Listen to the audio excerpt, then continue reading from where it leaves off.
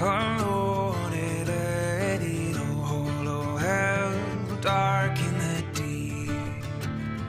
Down beneath the earth you go, huddled fast to sleep, fast to sleep, fast to sleep. Dark glory in the deep.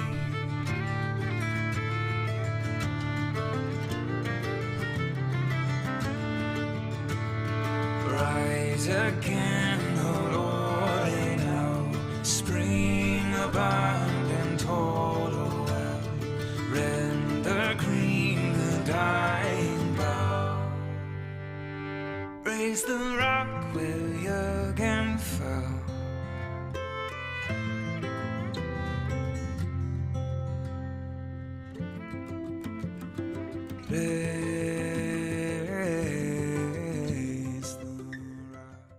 May I present the favorite of towns near and far.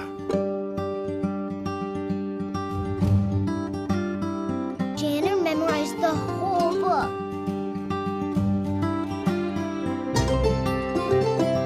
Whoa!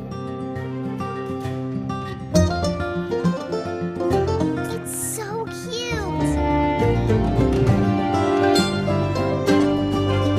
Wow, this is amazing.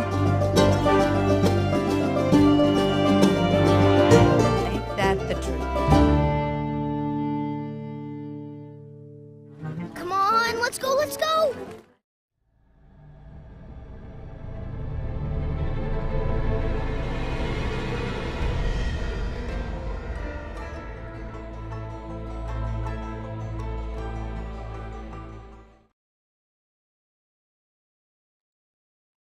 Hey, everybody. Welcome. I am Chris. This is I'm Andrew. It's good to see everybody. executive producers of the Wingfeather Saga animated series. Thanks for joining us on your Friday evening. Glad to be here with you live.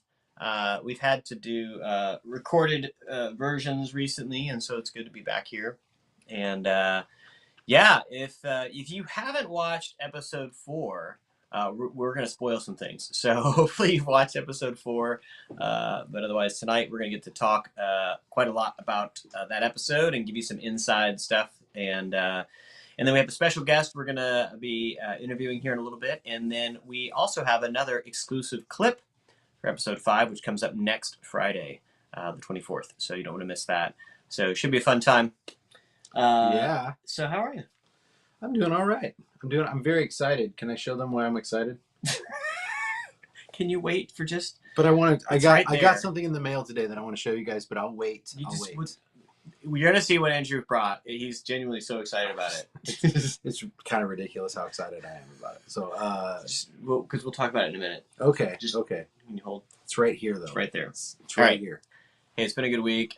We have been so delighted at your responses as we let episode 4 out. Mm-hmm. We have just tidied up on episode 5, so that's coming out.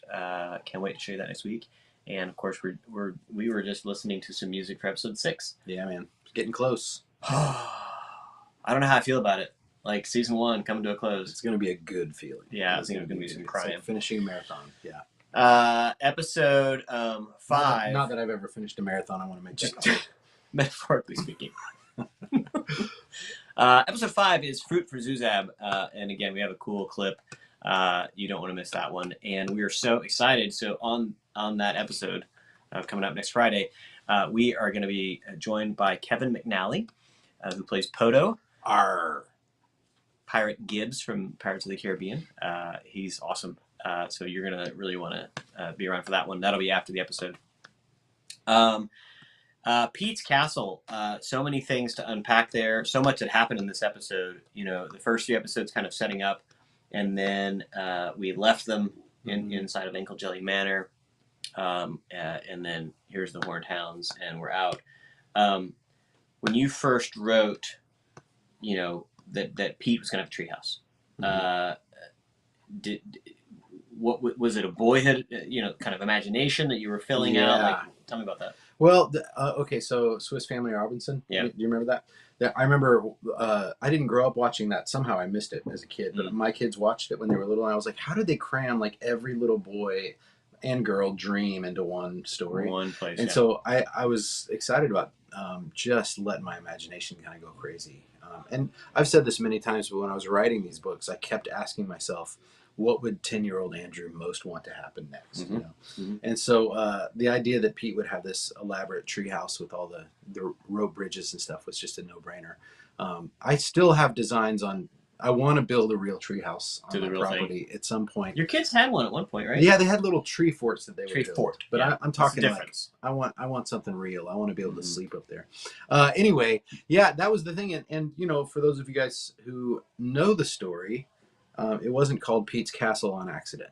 And so I don't want to spoil anything, but that's like a it looks so much like what I imagined. And one of the cool things about it too was that my son Aiden was the background artist for the first shot that you see of Peet's Castle. So this is a kid that grew up with the original descriptions of this in his head, and it's just so cool that he got to be the one to paint it. So I grew up in eastern Colorado, wherein our trees are too small for tree forts like these. You grew up in Florida, where maybe that was more opportunity. There were some big. The part of Florida I was in was all these tall, skinny pine trees for lumber, and so here in Tennessee, no problem. Yeah, you can build tree forts and tree houses. It's a good place for it. Yeah. We are excited to have a special guest with us this evening. Now, I will tell you, we're live, but this part was not. So our special guest is from Prague, Czech Republic, and is the original concept designer. And I didn't realize this, but it was actually a year ago now that I was with him in Český Krumlov as he was first sketching and beginning to model. Amazing. And so we had to do this interview just a little earlier today, but I want to introduce you to Yuri Horchek. First, we're going to play a little clip to set up Peet's Treehouse, and then enjoy this interview with Yuri.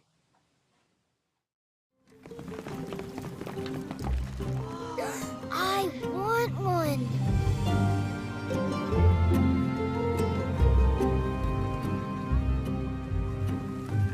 I don't think he wants us to follow him. Come on.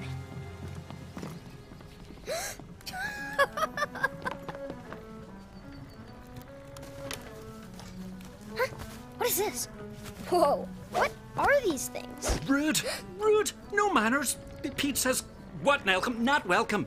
We could be virgin, winning. We don't know where we are. We had to follow you. I told you the way. There, where the sun's silhouette. Where the sun will set? Yes, the path to Igiby stead. Now go, go, go, go, go.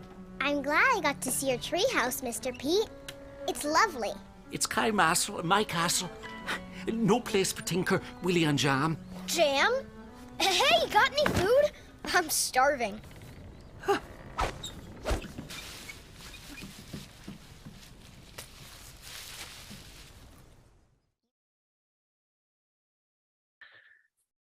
Hey, Yuri, good to see you, man.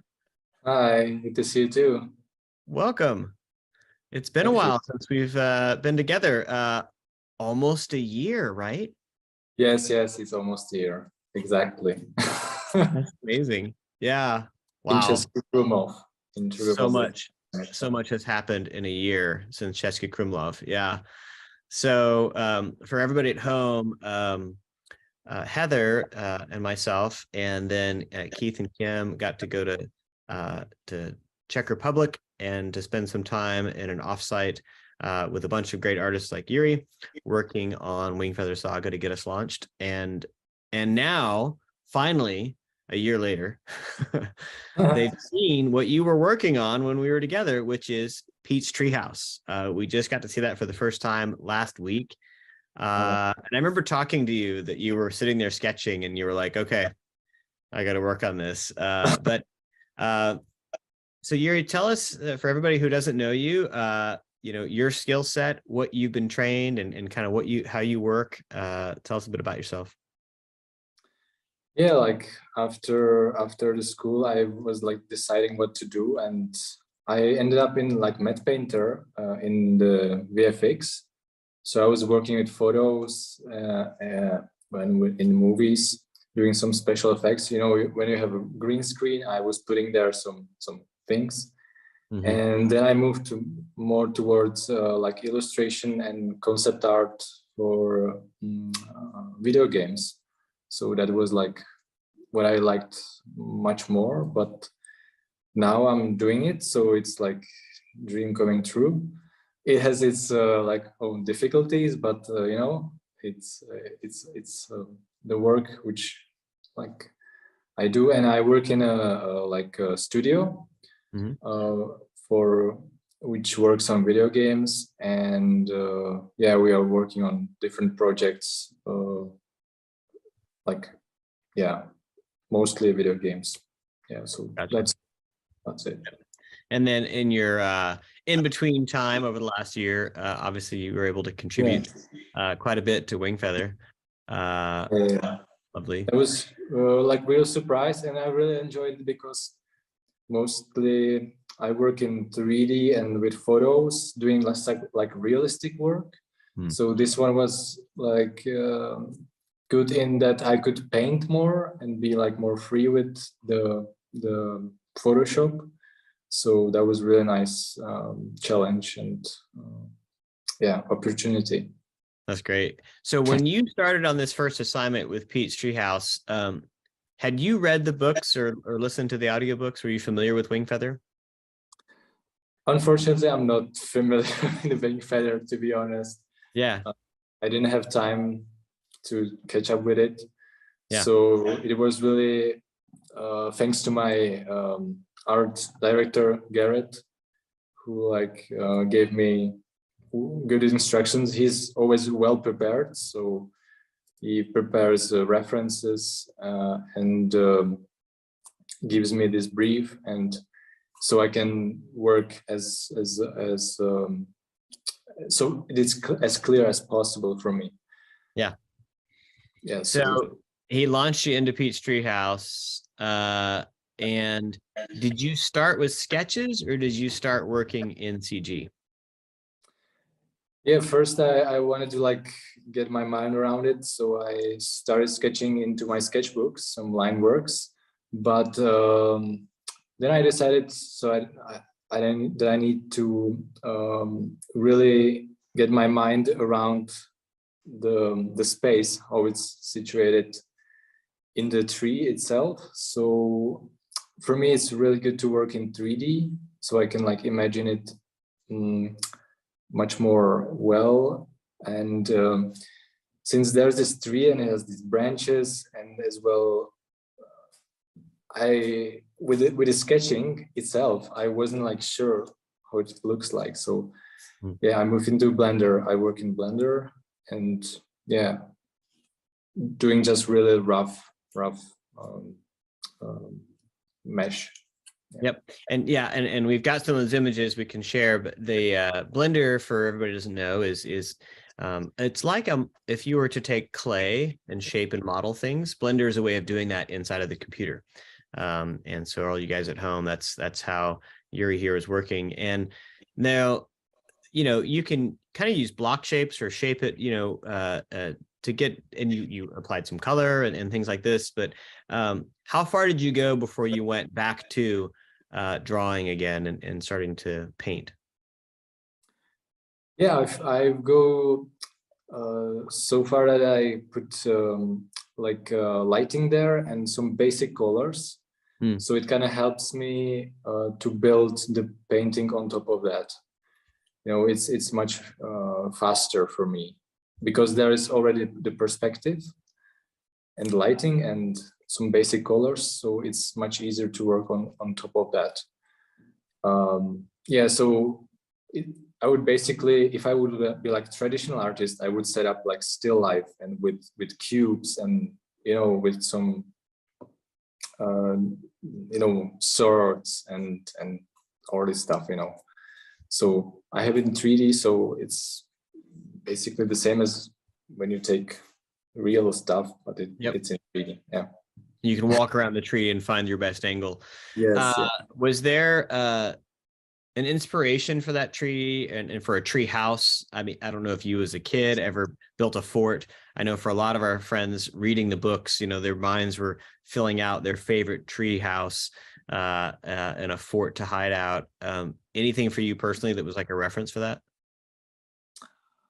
Not really personally. I've never built any tree house, and but yeah, it was more about discussion with Garrett. He had great ideas about the tree, how it should look like. So yeah, it was based mostly from Garrett's advices. So you were working through Garrett's own memories, because Garrett has built a lot of tree houses. Okay. Yeah. I've heard that it should be like the construction should like work. So I was like putting effort into that. So it kind of yeah. I remember him telling that, like, he's like, you can't fake it. Like, it's got to actually be attached. Like, I got to believe that it's real. And it's hard. One of the things we talked about at the beginning was the idea that Peet would have just used found materials, right? Things he would have taken from older buildings, or, you know, so there's this patchwork compared to if he had built it clean, you know, like a nice sorted building. How much more challenging was that for you to build a broken patchwork building? It was a nice challenge because like you can come up with different ideas how to make it like interesting. So there was this idea with different like painted wood being put together. So that might be visible, and yeah, you can basically like the house can like show the personality of its creator. Mm-hmm. So that's really interesting that you can communicate through the environment and you don't have to tell a word, basically. Oh yeah. Just from the outside walking up, and obviously in the show they get to see this wonderful shot of it where it really feels like, yeah, that's where Peet lives. You know, this weird guy that's so quirky. Yeah, like even when you walk around a city or forest, basically things almost like speak. Sometimes we are more attentive to it, sometimes less. But yeah, with concept art, it basically should speak for itself. You know, it's not like contemporary art. You have to have a huge description for it. We have to go without description, you know. Yeah. Make the visuals do the work. So you worked heavily on the outside of it and kind of the tree itself. How did you start working the relationship of inside? Because there is obviously inside the space, there was some, you know, specific instruction on how we might want to sort, you know, where the stove is and cabinets and this sort of thing. Did you work on them together or separately? It was together because with the 3D, it really helps that you can like really see where everything is. If I would work in just line work in sketching in 2D, it would be more difficult. So I worked them together. Yeah, and I wanted to have some like uneven floor, like so it's not like rectangular, but it's like skewed. What is it called? Yeah. So yeah, that was like what I wanted to put there, and yeah, it kind of organically flows things from thing to what to do, you know. So yeah, that's great. Well, and not to spoil for the audience at home, but they just seen a little bit of it in episode 4, and they're gonna get to see more of it later. I'll just say that. So there's more of that inside of his treehouse that we'll get to see. You know, sense that it's been there a while, it seemed like that was kind of one of the final layers, kind of aging it, adding some moss, things like this, you know, to make it feel like you know, when buildings age, right, they tend to kind of slump a little bit. They tend to get a little more character. It seems like that you applied some of that here, that it feels like it's kind of settled. Was that part of the process? Yes, like especially as you said on the roof and the moss, I love like I hope it's there, like some mushrooms and this stuff. Like it has its own like little forest like that. And yeah, like trying to find out different textures and to be more organic with it. So it's not as straight as mechanical as some modern buildings. Mm-hmm. It has its own like spirit, I would say. Mm-hmm. Mm. And yeah, it's character, so it has to have some like history, history behind itself. Yeah. There's hinted at, I don't know that it was in your drawing, but there's hinted at in the final paintings we see there's maybe another structure, like a little shed or something, and there, as the bridges lead off, there's potentially other places that Peet has created that our imaginations can kind of get at later. Yes, it was interesting to think about. Like he has its own world and different spots for observation of surrounding areas, or these like small platforms which are connected to the main house with these bridges. And also some platforms are higher, so it can be connected with ladders. So yeah, like the tree is really like almost like a small village or something like that. You can put all the spots different there. So yeah, he can move around it and relax or do some stuff, whatever. Yeah, enjoy hanging out with Peet.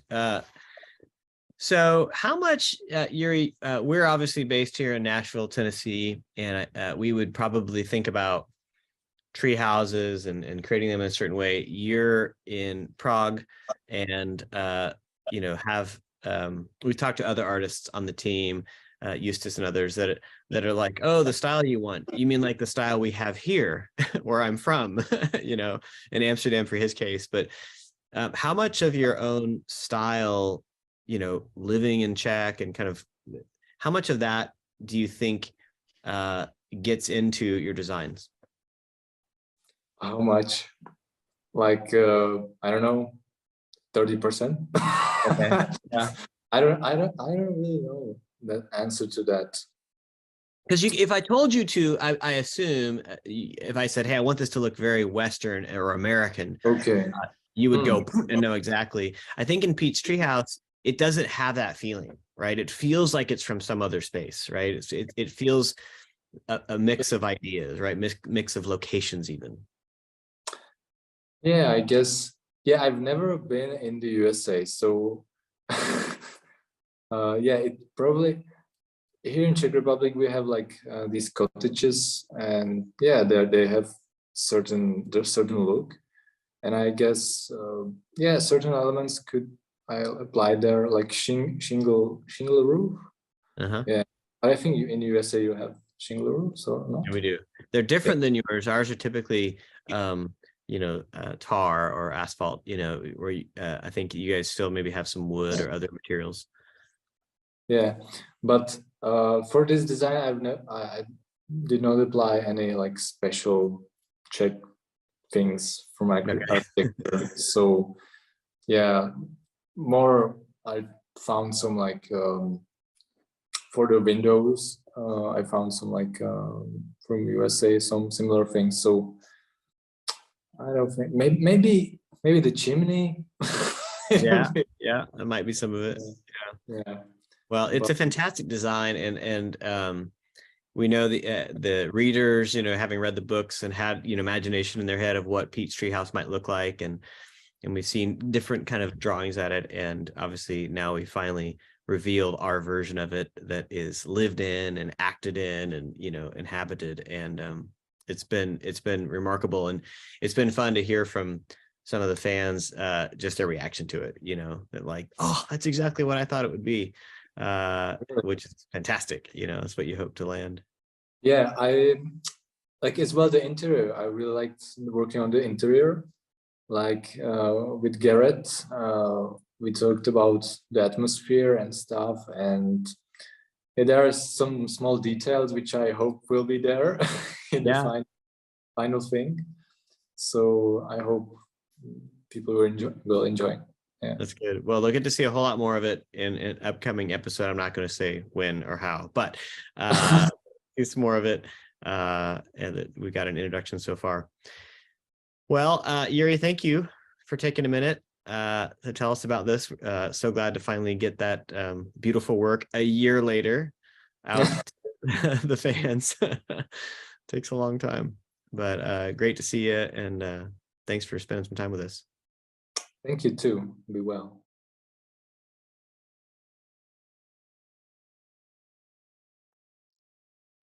So good to have Yuri.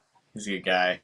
Good we dude. met him, we did this offsite as we started this journey of animating and building out all the concept stuff a year ago. And he was so excited to be on the project. Like many of the artists that have joined us, just so excited about the story and the, kind of the rich world and getting to make that amazing treehouse. So he is a concept designer. So his job, like you heard, is to take the ideas and put them down into something we can actually get in with it. Of course, Garrett had a significant influence. Then once that's locked and we know what the images you saw, here's the concept. Then all of our background painters will go and actually put the paintings that we see in the show. Okay, so your concept kind of inspires and then figures it out, and then the background paintings. And so the background paintings for this sequence was Aiden. Yeah. And he just did a brilliant job. So that first reveal, the clip we showed, in Tank, I want one, is Aiden's wonderful painting. It's really awesome. Lots of layers, and we can do some cool stuff, and there's some leaves added, and it just comes alive. So fun. When we watched this episode, Aiden and his wife Natalie, who's also a background painter for the show, we were watching the show, and like every 5 minutes he'd be like, I painted that background, and she would be like, I painted that background. And it was really cool because we're not there for a lot of this stuff. It all gets assembled, and and I see kind of the more finished product, so it's really fun to know, oh man, that's right, everything that you see in this show, every background that you see was a person made it. That's right. Hey, so we're going to take some questions at the end. So if you have, put them in the comments if you have any questions for us, and we're going to answer them here. Yes, thank you, Marilee. There are people around the world, which gives it, I mean, like I said with my interview with Yuri, the influence, like guys like Eustace, who's in Amsterdam, they're pulling in their own architectural familiarity, and it gives our show a broader reach, than if it was all people based just here in Nashville. Okay, so this episode, one of the things that happened is we learned quite a lot about Oskar and Retief. That Oskar is the mild-mannered bookseller, but also deeply connected with the Igibys. And I think if you were surprised, like some people, that the moment there was trouble, Nia goes to him, and then they go off on their little journey. Mm-hmm. And you realize that Oskar is a bit of a confidant, mm-hmm. and then suddenly he shows up at this tragic scene, right at the end here, and helps scoot the kids and run and go off. Who is Oskar, Andrew? Let's talk about that character, because he's this funny, quotable character, and suddenly he's taking all these actions. Tell us about kind of when you were thinking of this character and how he came to life. Do you want me to do it in Oscar's voice? All of it in quote. Well, I remember I was working on the book. I was writing it. I was working on the story, and I love bookstores, so of course the town of Glipwood needed to have a bookstore. Yep. And I really wanted Janner to be a bookish kid, and so the idea was to have this old man that he was kind of a protege of in this bookstore. So anyway, I loosely based Oskar on my dad. My dad is a pastor and a retired pastor now, but he, it looks a little bit like Oskar. My dad doesn't have quite the big mustache, but he's like Oskar in some ways. I grew up, in his office at the church. I would walk in and there would just be books all along the walls, and he'd be in there reading, So that feeling of kind of awe and at the smell of a good book and a room full of books and stories, that was part of the inspiration, I think. But Oskar, his propensity for quoting, non sequitur. Well, they're actually not non sequitur. They apply very directly. It's kind of amazing. But his ability to quote was kind of a joke. It's kind of Star Wars. Yep. The way C-3PO is kind of just in the background, doddering around, and he's kind of comic relief in Star Wars.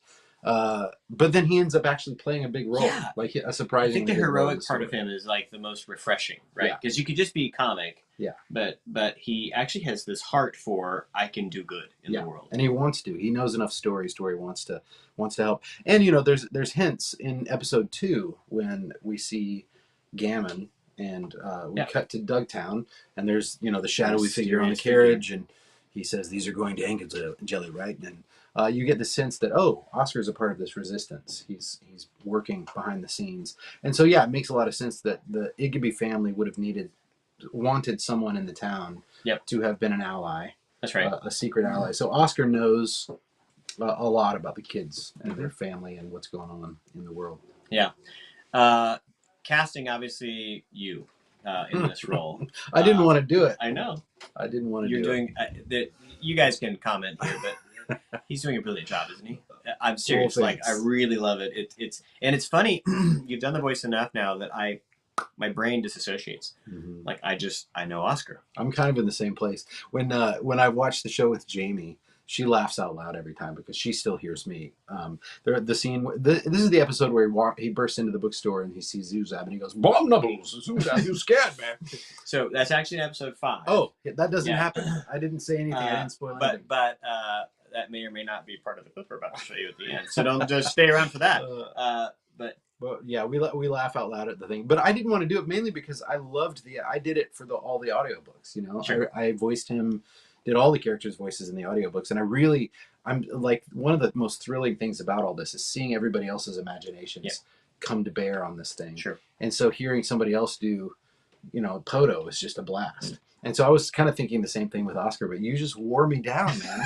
He just wouldn't let me off the hook. You just know it perfectly how he would deliver this with heart. Not for comedy, though it's funny. There's this real person with an opinion, and those quotes even, I think you all would agree, come off with a genuine I've just made a bit of a connection and I want to tell you about the connection in my brain, by quoting it. Yeah. And I love it so much. He has been drawn a number of ways over time. So we've had an image. This is one of my favorites. Remember this one from Wingfeather Tales. So some of you have seen this one of Oskar running. It's just he's speeding along, and this is in Wingfeather Tales, Prince of Yorshadun. That was Nicholas, right? Yeah, Nicholas Cole. It was at Hutchmoot, our Rabbit Room conference, and I read a passage of this book to a group of people, and he was in the audience sketching what I was reading. Mm-hmm. And he showed me after my reading, and I was like, "Can I put that in the book?" And there it is. Sent me a snapshot of it. But before we saw this, we actually have a visual of what Oskar looked like if we were to do the live action one. Oh no! So I think we have this. What is about to happen? That was close. What was close? Hello, my name is Oskar Nosrateep. Oskar is a really sweet character. He's loosely based on my dad. My dad's middle name is Oskar. He loves to quote things. He loves to read. He's very bookish, but he also has this surprisingly adventurous spirit. He's been involved in a quiet resistance to the Fangs. He loves his bookshop. He loves to be a homebody, but he also loves the Igibys. There he is. Old art. Old art. So good. Oh no. Ah, Jana, my boy, as the great poet and not so great circus performer Adderley Flameswallow's head, I could maybe use some help. Well, I can come back tomorrow. He tends to just quote authors. Every now and then he says something that's an original thought, but for the most part, he's just so into books that he just can't resist sharing his knowledge that way, and it may or may not be accurate, the quotes that he's giving. He is a very kind soul and is a homebody who has been swept into an adventure, and he's not entirely sorry for it.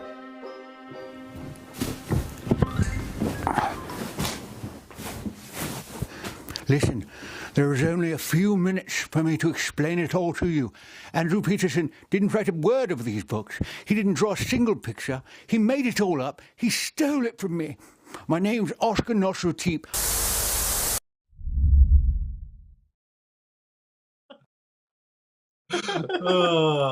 Oh my. There it is. So, yeah, there's some, that's out there. You've played them. It's out there. Played there's a video out there of me wearing that costume, reading the Black Carriage poem as like a fun Halloween video. But the yeah, I had this idea a long time ago. I mean, that was probably 10 years ago.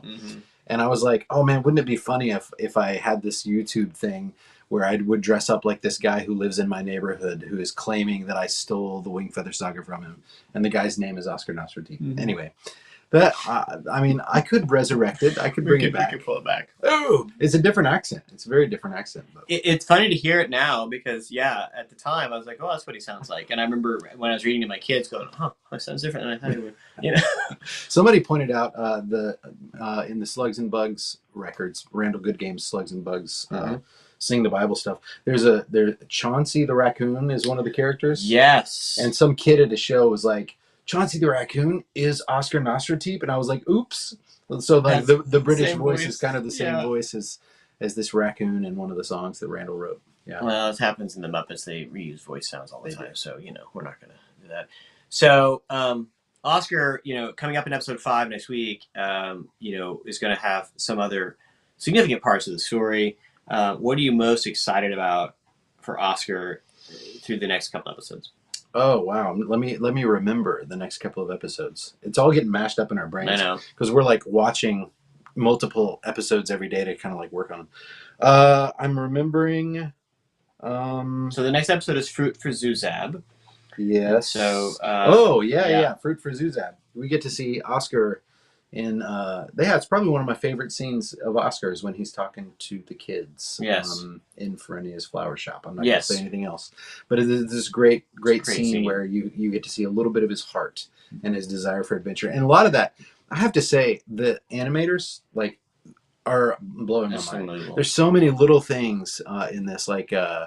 I'm trying to remember when in episode 1 where Oscar's standing at the book counter and Zuzab's next to him and he's reading the book to like the way he kind of leans over to Zuzab and kind of says, "Oh, I'm so smart," That's all stuff that they're just coming up with, And it's hard to go from, because we read it in the script and there's the words and we go, yeah, those are the words we should use. I like those. And then somebody voices it, usually you and I scratching it, and oh, that's fun.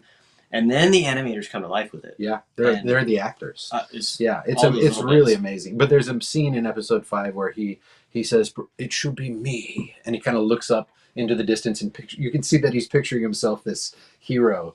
And I didn't say it like that, but they read that into the character because they knew him so well. So yeah, it's pretty great. Great bits. You're gonna love that. So we have a clip that we'll show you at the end. So stay around for that for it. But. Love Oskar. Thank you so much for doing it. Oh, it's my pleasure. That guy. Always so happy to do it. It's good. Lots more in his story to come. Okay, we're going to do a Q&A. So if you've got questions, throw them in the comments, and we'll see if we can answer those, all the hard questions. So feel free to pop them up. Do you find that the animation process, this is our little teleprompter over here, has become more streamlined as you complete more episodes? Evan, Isabel. Why, Evan? Good question. Are you noticing some things? 100%. Oh yeah, definitely. Yeah, we actually talked about this. Oh, I didn't tell you this. What? Oh. Well, it's actually going to be a question I'm going to answer for us in a minute about the episodes and where they are. But yes, by episode 3, I would suggest we really kind of got distilled down the animation pattern. It's not really the quality; it's like just how it all comes together. It's like adjusting the recipe. And you noticed it. I mean, I know. I did. I brought it up. I was like, I can't tell if the show is looking better and feeling better, or if I'm just getting used to what it looks like. And you were like, it's probably a little bit of both. Yeah. But yeah, everybody is finding their lane. Yeah, and streamlined is a good word, Evan. But I would also say it's about establishing our style. We were still kind of sorting through that in episodes 1 and 2. Having established said style, we may or may not be going back to 1 and 2 to apply style. Yes. It's exciting. I made notes today. Yeah. Yeah. I did. It's super exciting. I sent that to you. That's right, yeah. I made a bunch of notes. Yeah, so we're going to just kind of do a little cleanup. It's kind of fun to be able to go back and tweak some things. Yeah. We have a little space before season 2 comes crashing down upon us. You guys, I heard that little... It's a lot. It's going to be a lot of work. Where did you guys get the idea for Pete to eat leaves? It's different from the books, but Yeah. it seemed like a fun. Yeah, it's bit. just funny. Yeah. It's not, and it's in character. It's not. It's not a. It wasn't my idea. It was the script writers. Yeah. I think they put it in there. I was like, oh, that's great. That sounds like something Pete would do. Sure. Yeah. Yeah. So it makes for a great joke. Every time I've watched that episode with an audience, and he says, "You eat dried leaves," and he goes, "Sometimes wet." It always gets a laugh. Yeah. So it's working. Yeah. All right. Thanks, Luke. Michaela, nice to see you. What was the scene that made you cry when seeing it on screen? For me, it was the very end of episode 4 when we finally get to see Poto come to life. It's the moment where they come over the rise. I'm talking about the right episode, right? I'm so scared that I'm going to spoil something. They come over the rise and they see that their cottage is being ransacked, and Lily says, "Mama," and they see that Nia's been captured, and you see Poto, the Papa in Poto, he kind of looks down, and you see him, like, don't mess with my daughter, and he comes running. I got a lump in my throat just talking about it. It's a great scene. It's a wonderful scene. Like he, in a sense, it's like he knows he's not going to be able to do it, but he has to do something. You know, Well, you can't just walk gotta away. act. Yeah, he couldn't just leave her. I love that scene. I will say for me that scene, but right behind that, in the woods, Poto meets Pete and shoves him, and it's just so confusing. We had a version of that scene that we wrote that he actually punched him out. In the books, that's what happens. Yeah, and we put it in the script. Well, in the books, it's a little. He goes on an alley and beats him up, right? Yeah. You know, you did a nice job. That was a comment in the books. Just out of sight. Cover your eyes, children. Yeah. But we did it where he decked him out, and you're like, it's probably too strong. And so in here, he just pushes him really hard. But it still has the same emotional impact of like, wait a minute. Like, this guy just rescued us from this. I mean, we know as an audience what he's done, and he just helped him with a quill diggle, like, and he still does this. And it really speaks of a deep well of animosity there that we don't understand. I love it, too, because I love Poto. Like, he's clearly a good grandpa, right? But he's also firm. He's got a temper. There's a scene in episode 2 where he kind of like has enough of the kids running around the house, and he goes, "Enough!" And the kids all kind of stop. And it's like they know that he's a safe one. You know, they know that he loves him, but he's also an ex-pirate. He's a reformed pirate, and I don't mean theologically reformed. But he, so he's still got a little bit of that rascaliness in him, and I love the fact that his character, he's not perfect. He's got real flaws, and you see that unfolding. He's a real guy. Yeah, more to unpack there. All right, next question. What you got? Thank you, Michaela. Does Janner wear socks under his boots? That's a great question. I'm going to say I've never seen Janner without his boots on. No, I don't know. Yes. How about a yes? Okay. Solid yes. Can I He plus wears this? socks. Can I plus this? Please. Does Janner have feet under his boots? In animation. In animation, they don't. No. It just goes leg to shoe. That's funny. We actually had a conversation about this because we wanted to have a character, take off a boot or a shoe, and have a foot. And it was like, well, we got to make a foot. Like, what, there's not a foot under there? No, it's just a shoe. Yeah, isn't that crazy? It's a reminder that, once again, everything that you see on screen had to be made. It has to be made. Yeah. And you don't make digits and toes if you don't need to. Yeah. Thank you, Bogdan. What was your inspiration behind Jurgen's tune? Andrew, you are such an inspiration. Oh, you're so kind. Thank you, Sarah. Jurgen's tune is all that credit goes to Isaac Horn and Lincoln and the Arcadian Wild band, which you guys should totally be listening to if you're not listening to the Arcadian Wild. But I remember when we were making the short film, because it's the same song that we used in the short film from a few years ago. I went to Isaac. We were having a meeting about what the music should sound like, and Isaac is the guitar player, one of the songwriters in the band. And I was telling the band, I was like, yeah, I want it to sound kind of Irishy and kind of like Old Englishy, but also kind of bluegrassy and kind of sad and kind of happy and kind of mysterious and kind of magical. And I was just giving him all of these adjectives, and then he did it. I don't know how they did it, but when I hear it, I'm like, oh yeah, I hear it. It sounds like a little like British Isles. It sounds old. It sounds so. Yeah, I didn't write that music. That's the Arcadian Wild being amazing. And the lyrics are from the book. Obviously, you wrote out the story there and the melody and all that. Which when I wrote those lyrics, I never ever would have thought that anybody would ever have a reason to actually compose that song. You know Right. what I mean? Yeah. I'm just sitting in a coffee house banging out words, and I don't even know if it rhymes. I don't think that one rhymes. And there's the line "Raise the Rock," where Jürgen fell, and they sing "Raise the Rock, Raise the Rock," and I always picture them in an arena. Raise the rock. But anyway, yeah, I was just couldn't believe that it worked. And so kudos to Arcade and Wild.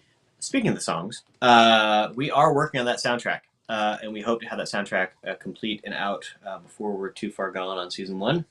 It's I actually, as I'm sitting here talking to you about this, realized that I was supposed to chase Ben Shive today. Oh, we're supposed to have a chat about somebody that. just asked when will the soundtracks for the show be released? Oh, there it is. Thank you, Anna. Yeah, it's on our mind. We know.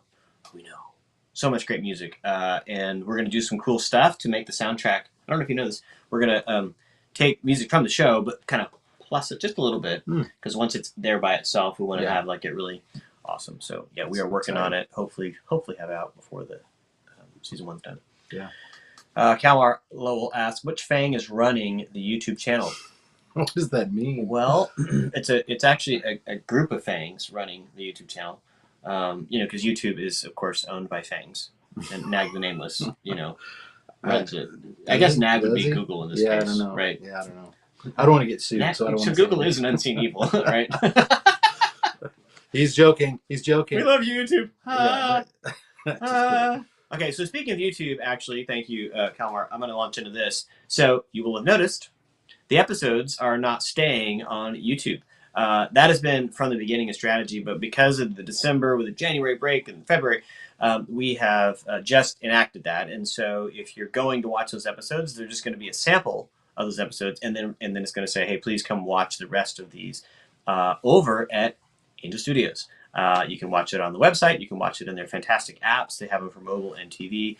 It's all still free, but that is by far the better viewing experience. Yes, and so definitely. One might ask, Andrew, why? Why would we want to go over there and watch it on Angel Studios? Well, I'll say first right away, we are going to still do live streams like we're doing now on YouTube and Facebook, and so you can watch them just limited time, and they're going to go away. But right away, the quality is better than YouTube because we are streaming these things, and so it looks better, sounds better.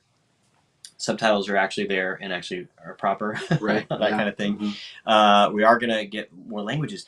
You and I have both heard some of the Spanish and Portuguese dubbing that's happening. Super cool. Yeah. So that's coming. So that's going to be really cool to unlock for that audience. Yep. It's also, as we get to talk to you and have connections with you through the Angel Studios app, we get to have that relationship with you and tell you all kinds of things about what's happening, more so than on the public areas of YouTube and Facebook. Those areas, are not ours. They're great kind of billboards, but Angel Studios is our home, and so that's another big one. And then honestly, on YouTube, this actually came up this week. I don't know if I told you this, but we were down in Miami at Kidscreen and looking at places to license Wingfeather out in the world. Which means what to people who don't know? Yeah. So ultimately, when season 2 comes out, we'll talk more about that in a minute.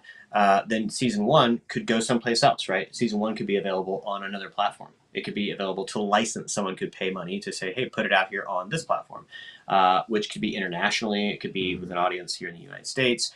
You can look at The Chosen, which is ahead of us. They ended up going on to Peacock. While season 2 was coming out, season 1 was available on Peacock and that kind of thing. They're now on Netflix and multiple platforms. And it's really about those kind of opportunities. Well, if it's on YouTube, it kind of kiboshes those conversations, right? If it's permanently on YouTube. To have a little live stream, fine. So another big reason we want to make it go away.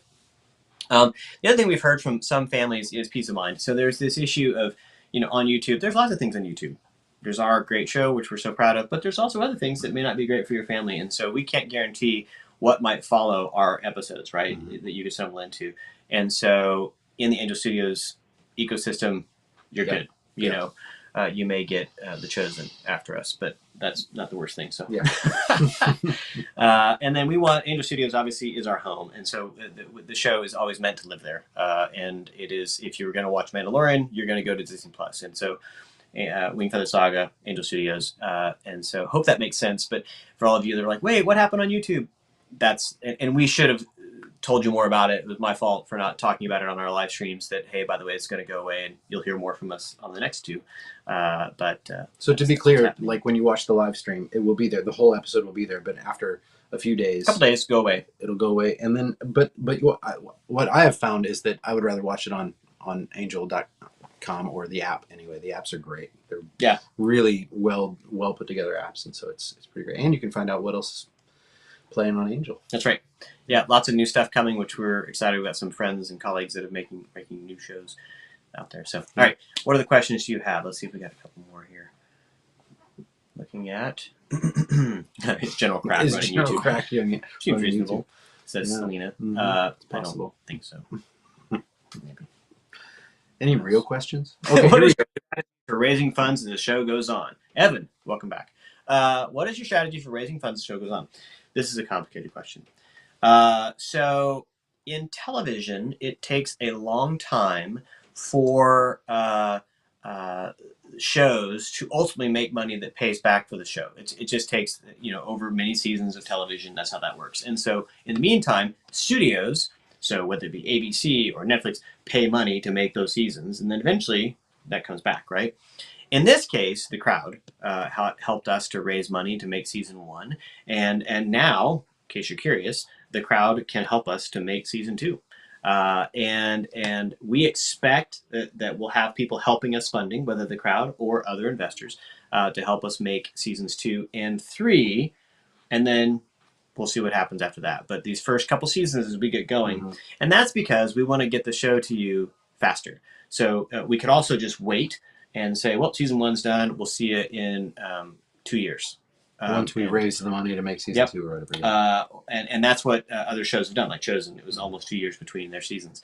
That for us would be too long. We'd have to say goodbye to our entire crew, and tooling down and tooling back up is actually time. It's hard. And all the kids that are into season 1 are going to be teenagers before it's over. You know what I mean? Especially because we're about for 7 seasons. Right. Yeah. That's probably 14 years. We went up 2 years. Yeah, that's a bad idea. Not a good idea. We got other stuff we need to be doing. No. Yes. So that it is about earning over time. So we're going to invest as that builds up, if that makes sense, Evan. And I know it's. But then there's also merchandising. And then in that is ways that revenue kind of builds up to pay for the show itself. And so that flywheel, the engine of that, is underway, and it's doing its job. In fact, Andrew, do you want to talk about some of that? Yeah, I don't know if we. You're such a nerd about this. What do you have in your hand there? What? Speaking of merchandise. One of the fun things, talking to Brock and the team of people who are doing all this merchandising stuff, Jamie said, like, she's desperate for action figures, which happened thanks to you guys. Yeah, action figures happened, and then more action figures are coming. That might be a Peet the Sockman prototype. Peet prototype that we're working on. So those of you guys who pre-ordered back in December, they're being made right now, and I cannot wait to get my box in the mail. It's going to be this really cool set of the kids in Solarb, right? And that's super fun. But one of the things that Jamie wanted action figures. I was like, I want drinking glasses. Can we just get, because I have these great memories of being a kid. And I don't know if you remember the Burger King glasses. There were these DC Comics Burger King glasses, and I had my Batman glass, and there was a Robin glass and an Aquaman glass. And I just loved it. I got to go into the kitchen, like, pick the one that I was going to drink out of for dinner that night. So I was like, guys, we got to have glasses. And we've got glasses. Check this out. There's really cool. Oh, I'm going the wrong way. Yeah. There is the Fang one. It's got a cool W here on the back for Wingfeather. And then the other glass is the kids. Look at this one. It's all 3 of the kids standing there.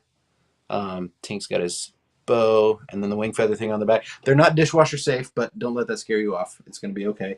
And the other cool thing, one of the things that I love about Angel and the merch that they've put out, somebody said I'm going to buy. Thank you, Sarah Farmer. But the everything has been like a little better than I expected it to be. Yeah. So like when I ordered my hoodies and I ordered the hat, I got it and I was like, oh, this is not just some throwaway thing. It's really great. So it's actually embossed. Like the glass actually has, like, it's raised where the lettering is. The glass is actually raised. So it's just a beautiful keepsake. So here they are. Yes. This is how we're going to pay for season 2. So every time that you go on that, these journals we had run out of. I love these journals. Our Thags journals. It's got this beautiful etching on here, 3 honored and great subjects. And it's got a little thingy, to unpack and some cool illustrations. Pretty cool stuff. Those are the original Nicholas illustrations. With Lily with the crutch on the wrong side. We know that. Don't tell us. We know that. So one of the things I would say about toys and merchandise, like, you know, it's to me, it's not gross. We're not wanting to make just materialistic stuff to put out into the world. I remember, and I'm sure you do too, how much my imagination was ignited by the Star Wars action figures. Oh, yeah. Do you remember that? Yeah, How yeah. many hours I would lay on my stomach and make up stories with these action figures. Same thing with the Legos. I mean, there's just such a wonderful kind of ignition for the imagination that the right kind of toy does. So that's the thing, is like we're like, hey, this helps us make more show, but it also gives your kids and your family something to like to actually edify and enrich what's going on in your brain. And so I really believe in that. So I'm excited that we get to do both here. Yeah, we get to do both. And we've got a really cool set of new stuff coming up this year that you're going to love it. And I saw Marilee that used to have it, and Sophie, that journal. It's great. I didn't know we were making it. It showed up. I think Andrew and I are both in the position of stuff shows up. Oh my gosh, that's really cool. It's true. Hey, one cool thing this weekend is President's Day. And so the entire Angel Studios store is on sale. 15% off. They just told us right before we started this. And if you use the Prez 2023, that's with a Z, then you're going to get 15% off on the whole site. Lots of cool stuff out there. There's the bucket hat and the puzzles. I highly recommend the puzzles. They're Puzzles really are amazing, cool. yeah. So yeah, and some stickers and all the shirts. So anyways, sale going on this weekend. If you want to pick up some of that, and every time you purchase merch, you're helping support our show. I mentioned a minute ago, but we do have, we announced this last week.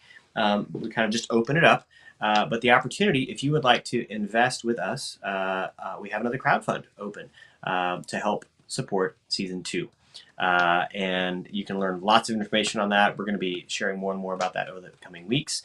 But it's out there. If you want to help us make season 2, this is your chance to become an owner, to invest and become an owner in our company, and helping make the show and all of these cool products is all part of that same business. So yeah, go to invest.angel.com/wingfeather.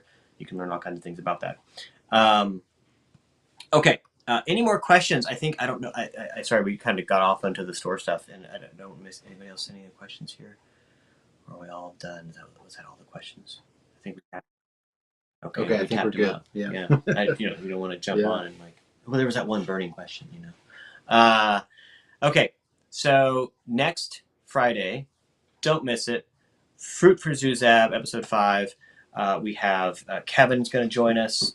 It's going to be it's a big one.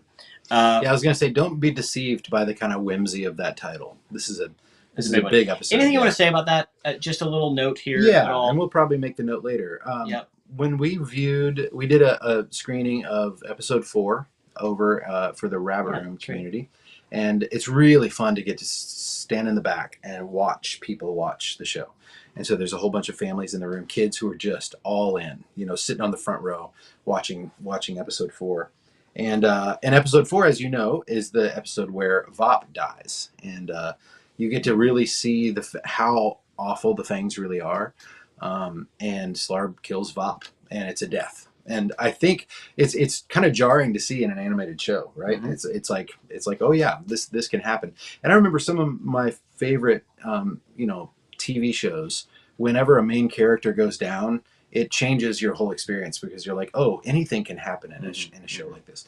And so I think that was the first hint of that kind of action and that kind of peril. Mm-hmm. And then you get a little bit of it with Poto fighting the Fangs. But that, if you've read the books, you know that this is a story that where people die, and there's real danger. And in the way, there's a sense in which I'm like, we're being careful with that. But we also, when you watch Star Wars, I keep bringing up Star Wars or Harry Potter or Lord of the Rings. I mean, part of the thing that makes the stakes in those stories so high is that there really is real danger. Real things happen. And so episode 4 is an episode where you kind of really begin to see that happen. And I think that's part of the power of a good story, because we can't make a straw man out of the bad guys. It's like, no, the reason we care so much, we're pulling for Janner and Tink and Lily and the family, is because they're up against losing everything. You know what I mean? Mm-hmm. And so I think you get a bigger taste of that in episode 5, and then of course in 6 too. So just we throw that out there just so that you can make sure that you're watching this with your family, and in case you want to talk about it with them. But there's nothing gratuitous, but at the same time, I think that I'm excited about it because I think it's a signal that like this is a different kind of story. Yeah. And there was somebody in the audience when I asked him, I was like, did you feel it when Vop died? And the mom said, yes. And then she said, thank you. She said, thank you for showing evil for what it really is. And so that's what our characters are up against. Yep. So just know that the rating of our show is TVY7 with fantasy violence as a thing. So just 5 and 6, that's going to be a thing. All right. So we told them we'd have a sneak peek. Yes. We have a special clip. Anything you're excited about for this next episode that we want to? Oh man, I think I've said it all. I like. I would say one more thing if I could say something. And like, if you have friends out there who have not caught up yet, now is the perfect time to get caught up. Yep. Like before episode 5, it's 90 minutes about that you can watch now. Episodes 1, 2, and 3. Well, 4. It's more than 90 minutes. Isn't it? We're up to 2 hours. It's about almost 2 hours. So it's like if you want to curl up on a Saturday morning and watch the whole thing with some popcorn, get people caught up so that they can experience the thrill of it unfolding. Episode 5 and episode 6. Just because it's just more fun that way. Yeah. It's more fun to kind of be in on it as it's happening. And so now's the time. Go for it. Yeah. All right. Well, Andrew, good to see you. You too, man. Thanks for joining. Yeah. Thanks, y'all, for joining us everybody. this evening. And enjoy this clip, and we will see you next week. Good night. See ya. Bomnables, you scared me, Zuzab. Fangs came calling on Mr. Oskar today. They what? Well, that would explain the stench of rot and mildew. What did they want? Little Igibys. But Zuzab said he had not seen Tink or Tinks's berries for 3 days, so he thinks perhaps the children were eaten by dragons. Very good. I need to prepare the wagon for another shipment. More books from Dugtown? Odds and ends, Zuzab, odds and ends.